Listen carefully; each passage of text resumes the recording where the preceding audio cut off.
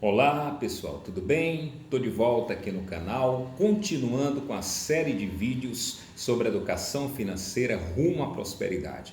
No episódio de hoje nós vamos conversar sobre reserva para emergências. Quem acompanhou os últimos vídeos nossos viram que a gente conversou sobre orçamento doméstico, sobre como evitar o endividamento, como ter uma vida financeira equilibrada, como saber fazer escolhas racionais. E hoje, feito isso, aqui já se entende que nós nessa caminhada já adotamos um orçamento, já entendemos o caráter de um endividamento crônico e como a gente pode evitar. O passo seguinte é pensar em investimentos. Mas antes de qualquer coisa, antes de você pensar em poupar para o futuro, para o projeto da casa própria, de uma atividade que você pretende começar, ou de repente pensar sobre a sua previdência complementar, você tem antes de tudo que compor sua reserva de emergência. Eu dizia para vocês que o brasileiro tem um hábito péssimo de deixar as coisas na vida me levar, ver se leva eu. E quando de repente o inusitado ou uma situação dramática acontece, ele vai lá, não tem o menor recurso e vai se endividar novamente e volta aquela bola de neve. Então como é que a gente evita esse futuro de reendividamento? E como a gente pode caminhar para uma vida financeira sustentável? Tem que, antes de pensar em investimentos, pensar em reserva para emergência. E o que é uma reserva para emergência? O próprio nome já diz para vocês. Todos nós temos que ter algo guardado, alguma coisa guardada para as situações difíceis. Vamos fazer um exemplo clássico que nós estamos vivendo nessa pandemia, onde milhões de brasileiros foram desempregados, onde milhares e milhares de brasileiros estão com o nome no SPC, onde a situação de repente aconteceu mais do que de repente. E o que houve no dia seguinte? As pessoas não puderam voltar aos seus trabalhos, as pessoas não puderam abrir suas atividades comerciais, não puderam fazer os seus ofícios, as suas atividades que eles aprenderam e sabem muito bem fazer. E aí fecharam-se as portas. E como é que vai ser o dia seguinte? As despesas de casa, a despesa da família, os objetivos que tinham sido planejados para 2020. Para aqueles que tinham uma reserva de emergência, ficou menos difícil. Mas para aqueles que não tinham nada guardado, foi um terror e está sendo um terror. Isso faz com que a gente tenha um raciocínio muito claro e simples, que qualquer um pode fazer. Nós temos obrigação para a nossa vida, para o nosso bem-estar financeiro, bem-estar da nossa família, de construir uma reserva de emergência. Porque isso evita que em situações como essa a gente se divide mais, procure agiotas, procure bancos, né? E aí de repente você está totalmente endividado. Você não consegue mais nem reabrir sua atividade comercial. Então a reserva de emergência, ela é feita exatamente para as situações que acontecem no dia a dia, que estão fora do nosso radar. O desemprego, um problema de saúde na família, né? Uma situação que vai exigir de você que tenha naquele momento algo disponível para enfrentar aquela realidade. E como é que a gente compõe essa reserva de emergência?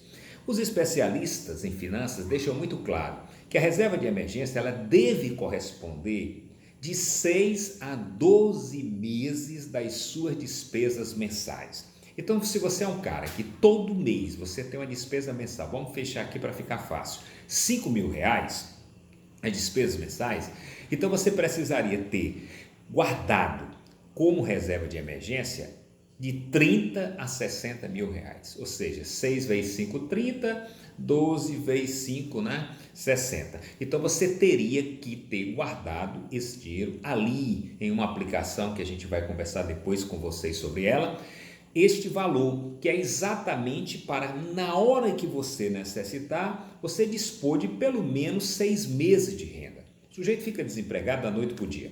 A pandemia bateu na porta, você teve que fechar sua atividade comercial. Você não teve mais como trabalhar. Então, são nessas situações que a gente percebe a importância de ter uma reserva de emergência, né? E aí eu volto a dizer, o brasileiro vai naquela da vida me levar, ver se leva eu, mas quando se depara com uma situação como essa, fica perdido, completamente desesperado.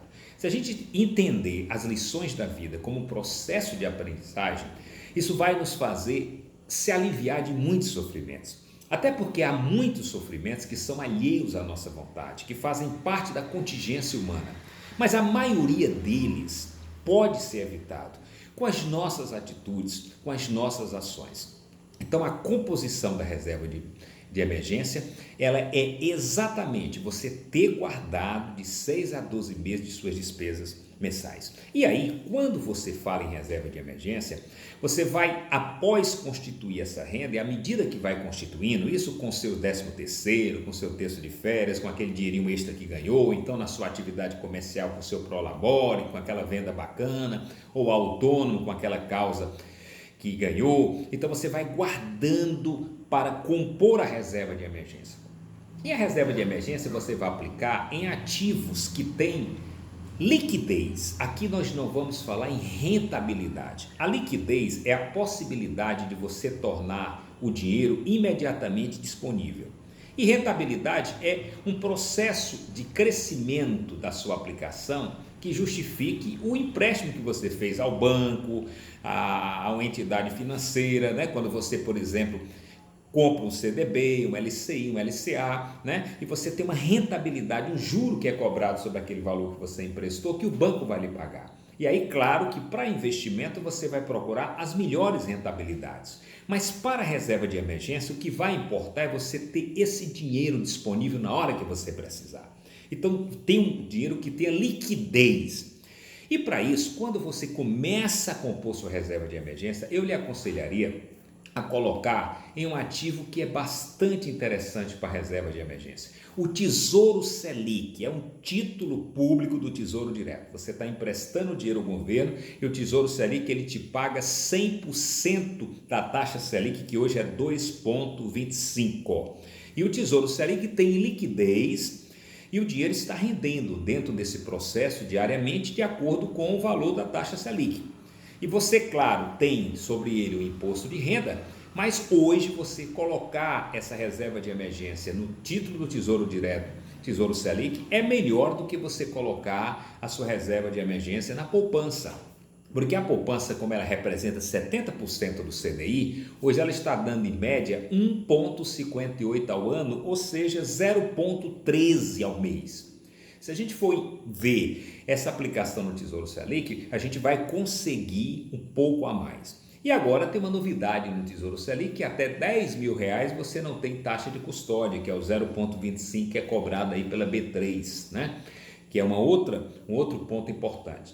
Mas também você pode deixar na poupança, né? Embora a rentabilidade seja menor do que o Tesouro Selic. Mas para a reserva de emergência, eu aconselho o Tesouro Selic, a poupança, um fundo de DI, né, um fundo de renda fixa DI, que tem como indexador, né, a DI, mas também há bancos, por exemplo, como o Nubank, né, acredito que o Banco Inter, que tem uma conta remunerada também com essa base de 100% da taxa Selic.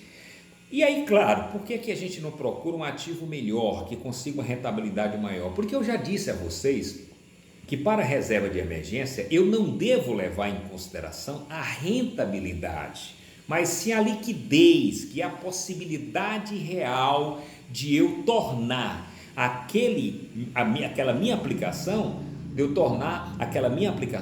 né, em dinheiro quando eu necessito e quando eu preciso. Essa composição da reserva de emergência é fundamental, porque quando você tem essa reserva de emergência, além de te dar uma tranquilidade, uma serenidade, evita o endividamento, que é aquilo que eu já falei para vocês, que é o maior inimigo de um orçamento doméstico equilibrado e de uma vida financeira sustentável, né? Nos próximos capítulos a gente vai conversar mais aí, nos próximos episódios, melhor dizendo, vamos conversar um pouquinho para vocês entenderem. Agora sim, após a composição da reserva de emergência, eu parto para os investimentos. E o que são investimentos em renda fixa? O que são investimentos em renda variável? Quais os caminhos que eu tenho para a construção de uma vida financeira sustentável? Eu volto a dizer um recado para vocês. O nosso propósito aqui não é gerar enriquecimento material, é vida financeira sustentável com prosperidade. E eu vou depois começar com vocês uma série de vídeos falando sobre o Código da Prosperidade, o e-book que eu já escrevi, que eu vou fazer uma distribuição gratuita, um e-book bacana, bem simples, sintético, com algumas interessantes pontuações. e a gente vai justamente conversar sobre esse código da prosperidade, ou seja, a construção de uma vida sustentável, próspera, tem 4 pilares que para mim são importantíssimos: a família, a espiritualidade, a saúde e a carreira. Nós vamos ver tudo isso e a gente vai conversar nos próximos episódios. Um abraço a todos e até o próximo.